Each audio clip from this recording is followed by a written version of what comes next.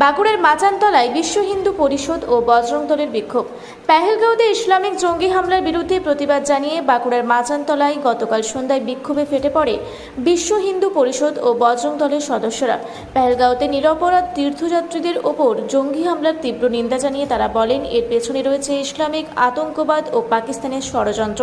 বিক্ষোভকারীরা Islamic আতঙ্কবাদ মুর্দাবাদ, Pakistan মুর্দাবাদ slogan তোলেন এবং পাকিস্তানের জাতীয় পতাকায় আগুন ধরিয়ে তা পায়ের তলায় পিষে প্রতীকী প্রতিবাদ জানান। মাচানতলায় এদিন সন্ধ্যায় জড়ো হয়ে তারা সারা ভারতব্যাপী একযোগে প্রতিবাদের অংশ হিসেবে এই কর্মসূচি পালন করেন। বিশ্ব হিন্দু পরিষদ ও বজরং দলের তরফে জানানো হয়, এই ধরনের হামলার বিরুদ্ধে কেন্দ্র সরকারকে কঠোর পদক্ষেপ নিতে হবে এবং পাকিস্তানের প্রতি আরও কড়া মনোভাব নিতে হবে। বিক্ষোভ কর্মসূচি শান্তিপূর্ণভাবে শেষ হয়, তবে এলাকায় ছিল কড়া নিরাপত্তা।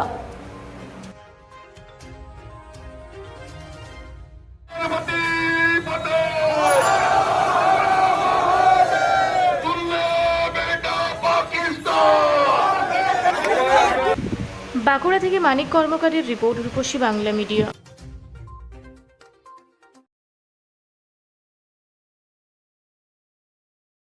পুরা ব্লকের লধুরকা গ্রামের অদূরে অবস্থিত দৌলত পাবলিক স্কুলের দখলে থাকা বেশ কিছু জমি নিয়ে শুরু হয়েছে আইনি জটিলতা। 1197 দাগের যে বেলাবহল মৌজা এবং 2239 দাগের যে লধুরকা মৌজা, এই দুটো জমি আপনারা প্লিজ কেউ কিনবেন না, কারণ আপনারা বিপদে পড়তে পারেন, আইনি একটা লড়াইতে পড়ে যেতে পারেন।